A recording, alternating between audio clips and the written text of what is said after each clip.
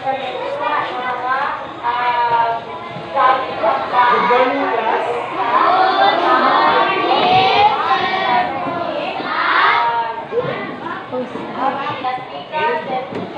So, when you remain standing is the remaining half hour energizer.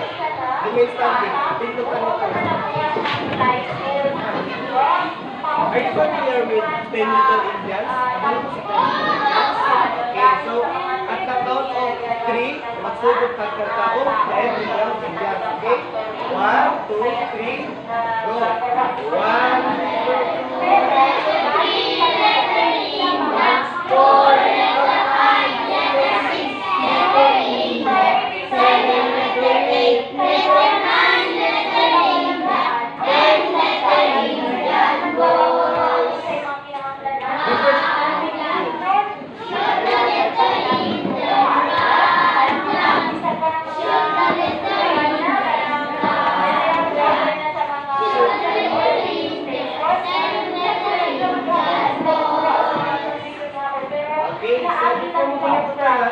make sure mga wala yung mga masulahan diya sa inyong mga sa ubos sa mga kampo. Okay, kung natin ilagay sa masulahan. Pwede na mo muli ito lahat. Okay, now sit down class. Okay. Sige, muli ko sa Josh, is there any absent for today? Nabe absent ka ron? Okay. So siguro teacher will just note down those who are absent. Okay? So karon, mangutana si teacher. Unsa-unsa galing ang dapat nato duman kung si teacher nag-istorya diri sa atubangan? Okay, matiyong. Karon i-open ni teacher ang classroom rules. Okay?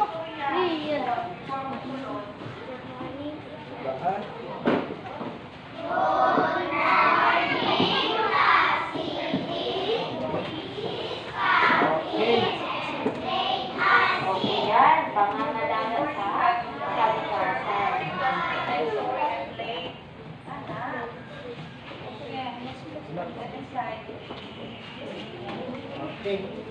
So our classroom rules is, first, listen carefully. So kung si teacher nag-istorya din sa tubangan dapat, maminaw tang tanan. Okay? Nakuha ba? Okay. So second, raise your hand. Unsa gali? Magtaas og kamot kung ganahan utubag or mangutana. Tama ba? Okay, mo na to pasungkol sa. Third, be observant. So dapat kabaluta, mag-obserba, maminaw ang tarong para makatuon ka, ikan kay teacher. Okay, and the last, be participative. So kinahanglan nato mag-participate para para makatuon, makatuon, o malimot ako say. Okay, now, I have something to tell you. Teacher will tell you a short story. Okay? So once upon a time, there were animals who wanted to enter the animal kingdom. So asa ganito sila gusto mo enter? Sige. Sa animal kingdom. Okay? So sila mo sa animal kingdom. And they are dog, turtle, and monkey. Isa ganito sila? Okay? Itaas ako mo gusto ko lang. Isa ikaw. And monkey. Okay, very good. And luckily, they are our visitors for today. So sila ang bisita ang so, karon dili sila ka-enter o dili sila kasulod sa animal kingdom kay nanginahanglan sila sa ato tabang. Okay? So kinahanglan nato sila tabangan kay tabangan nato sila hatagan sila o prizes. Ganahan to mo prizes. Diba? Ganahan to prizes. So mga sila ang mga tagong prizes. So sa pamaagi nga kita mag-participate. O sa pa ba? Mag-participate, magtubag sa mga sakto nga tubag by answering the correct answers. Okay? So nasa tubag at tubag, nasa classroom rules, tubag, saktan. Okay, very good. So karon na ako ipakita sa inyo ka. Okay? What can you say on the picture? If you want to answer, just raise your right hand. I will call another hand. Okay? Sige, gusto mo answer. Just raise your right hand. Kung sa'yo makita niyo sa picture. Okay, ikaw. Sige. Isa? Circles. Very good. Naapa ba? Naapa? Okay. Tapos mga ito. Stand up, please. Triangle. Very good. Naay, circle o triangle. Naapa ba yung shapes? Naapa? Okay, ito yung makabog. Isa? Box or square? Square. Okay. O, naapa. Last. Ito ba? Kanina mo. Gusto mo kung ano yung square, triangle, or circle? Naapa ba?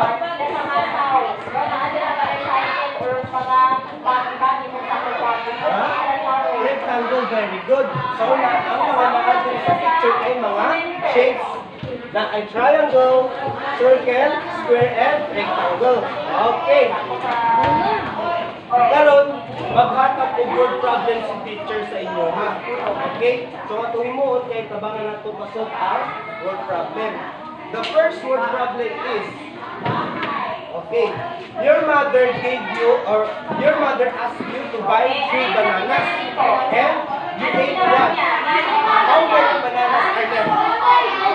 Ha? Another one, please. Another one. O, ito lang kaway. Ha? 2.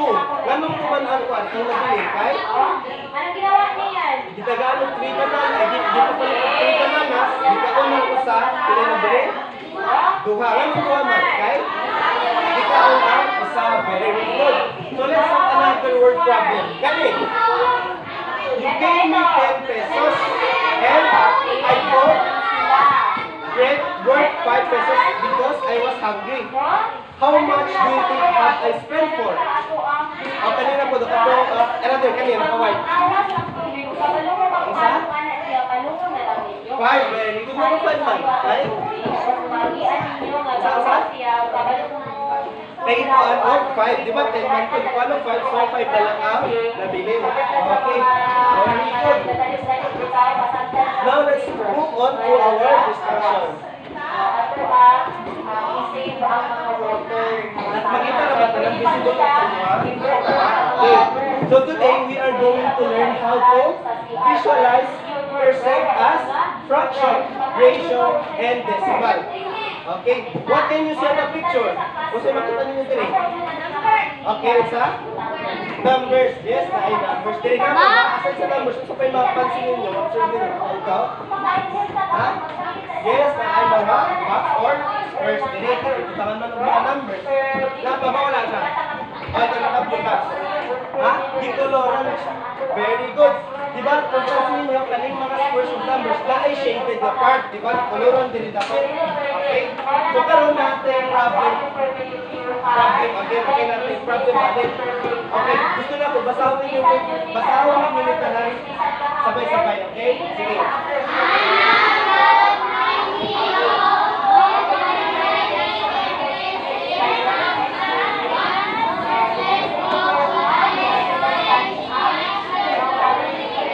Okay, so si Ana daw, nakakuha siya 90 out of 100 items sa exam sa So, ang punta na, pila ka ba percent ang nakuha ni Ana sa exam? But wait, before ta magsugod, manguntahan na unsa kaha ni ang percent means. No? What does percent means? Kabalo ba mo? Percent, okay. Karon suda sa nato ang percent, wala pa mo kabalo.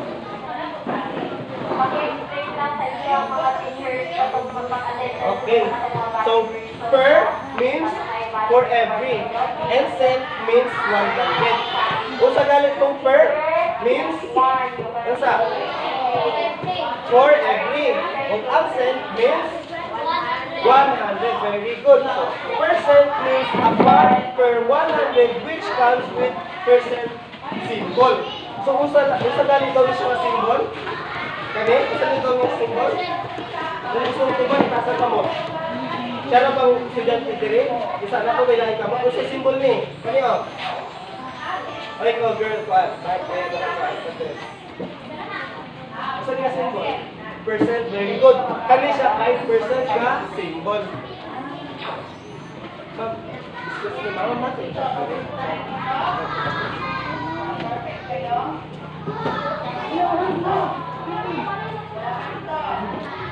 Okay, so kani siya ay percent nga symbol. So kung musulat ko ani, nani nga diri oh. Ay, kung musulat ko 9 diri. Unsa ni siya? Percent ni siya dili. Ano dili man? Kay 9, walay?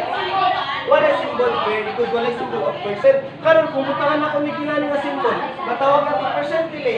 Ano man? Kay 9% nga symbol. So mo niya ginatawag nga percent kani percent nga symbols. Okay.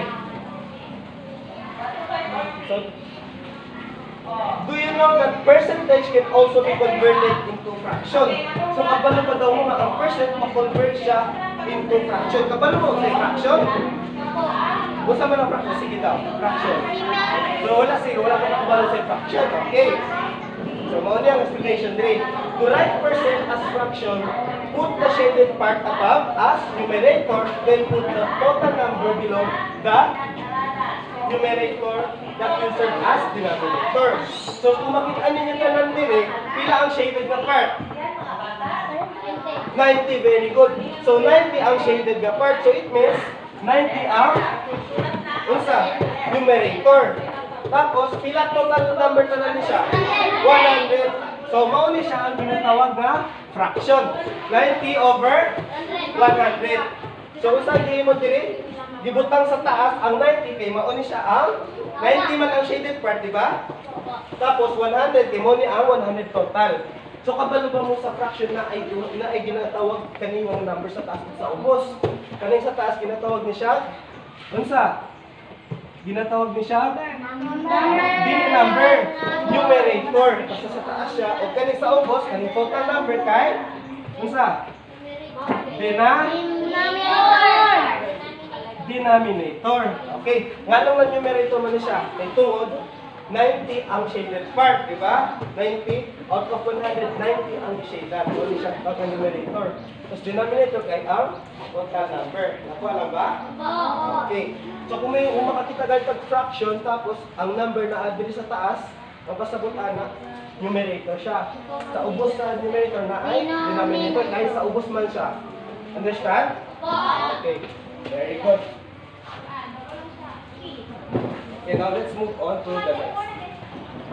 Okay. So, ganihan, natake na ang percent, ma-convert siya into fraction. Karon, percentage can also be written as decimal. Here, we can compare the correct answers and total numbers, which is 90 is to 100. This will be the ratio. So, ang percentage number, dili lang sa fraction siya ma-convert. Ma-convert ko daw siya into ratio. Okay? Kabalo mo sa ratio na may idea about sa ratio? Anyone? Wala? Okay, so explain yung teacher ha. So ang gibutang dili, 90. So 90 is to 100. Kabalo ba mo anong 90 is to 100? Anyone? Ha? Anong 90 is to 100 man ang ratio? Okay? Kung maminaw mo diri, 90 gyapon, parehas gyapon ganiya sa fraction. Kay 90 ang nakuha out of 100. 90 ang nakuha plus 4 ni Ana, tapos 100 ang total number. Nakuha lang ba? Another way sa pagsulat sa ratio, that is to 100 is kinading of 90, tapos Ana, 100. Kung makita mo gana muna, ginatawag na, unsa? Unsa? Tubag na, naminaw mo wala? 90 is to 100. Unsa tawag ana? Unsa? Ratio, very good. Ang tawag ani kay ratio. Alright. So nakasabot ka ba na unsa ang kasabot sa ratio? Okay. Isa lang estudyante dire, tanan nakasabot ra mo ko sa ratio? Okay, very good.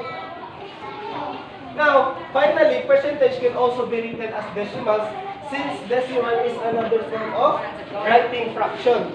90% is 90 over 100.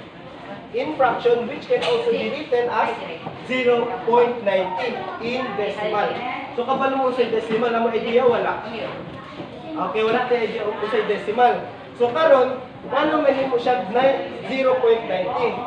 So, para makuha siya, nag-come up siya 0.90 kaya ang sundiin mo ay 90% out of 100.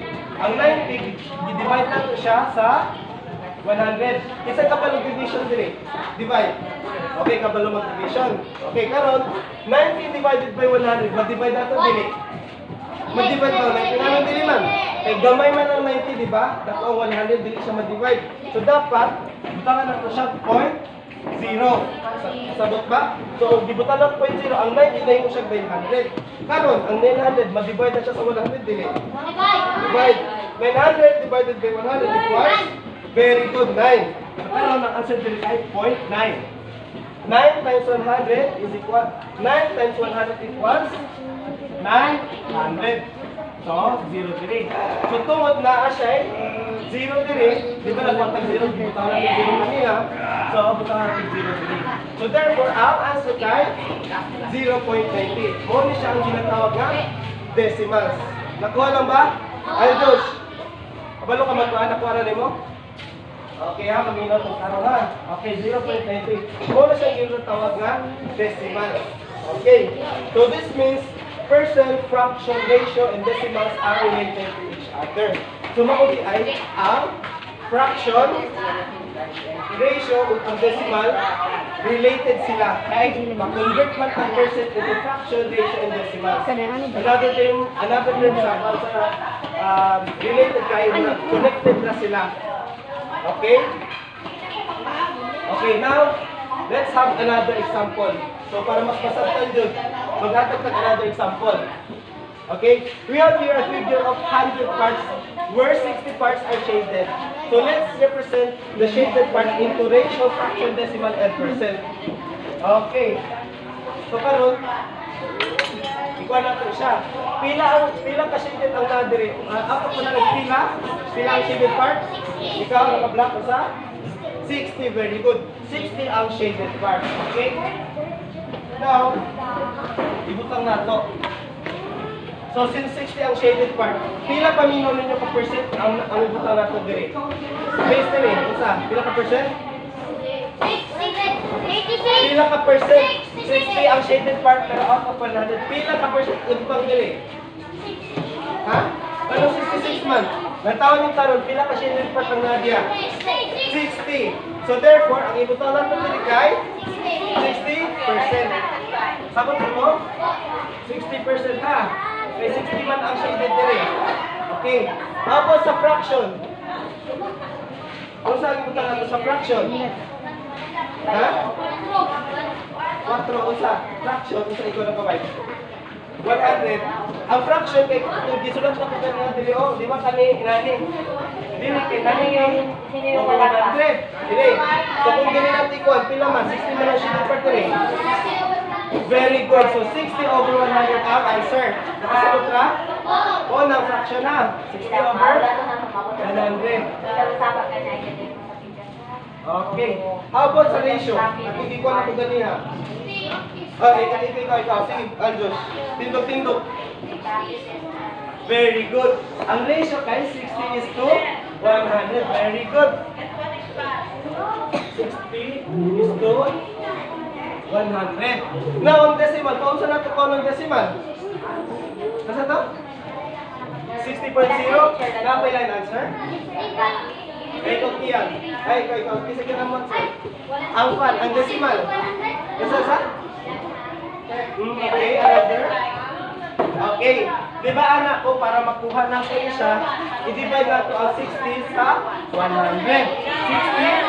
divided by 100. Dahil natin mag-divide ang 60 sa 100, kaya mas dumay na siya sa 100. 0.0 para naman siya 600, di ba? O karoon, mag-divide natin siya 600 divided by 100 equals 0.6. 6 times 100 equals 600. 0. Kaya nagbuta man 0 din kanina, so dapat magbuta ko sa 0 din. Oh, ang answer, 0.60 or 0.60. Parehas sila correct. 0.60 or 0.60 are both correct. Kasagot ra? Okay. So, sa galang ibuta natin din eh? 60. Very good. 60. 60. Okay. Kaya kasabot na bang tanan? Opo. Okay, so since nakasabot na ang tanan, tagaan mo group activity ni teacher. Okay?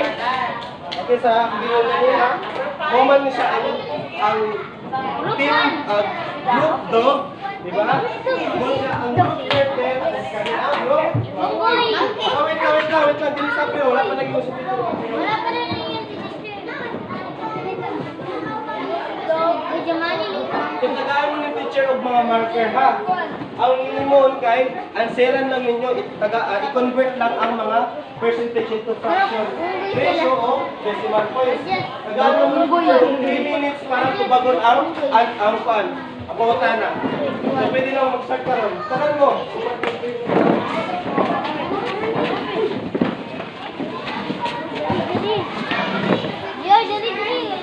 Sige na. Tagalan ang 3 minutes ha.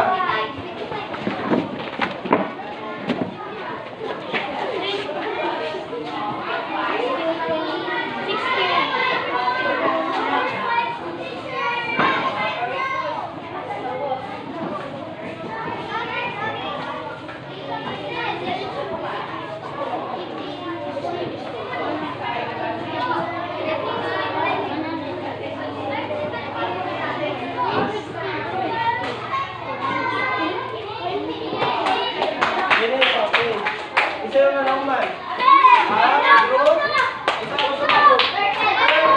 First ang group turtle. Okay. So, uman lang pa ang group dog. So, second ang group dog. Wala pa lang uman lang pa ang group monkey. Okay. So, i-post lang dito sa tubangan ng pan. Ano yung pan? Answer. Gamay ako.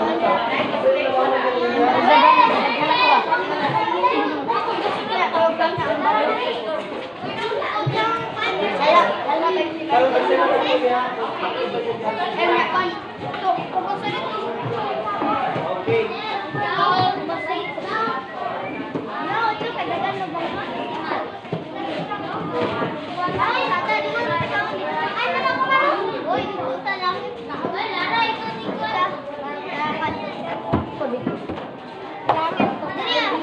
Asal rasul, wala pa kamu rasul.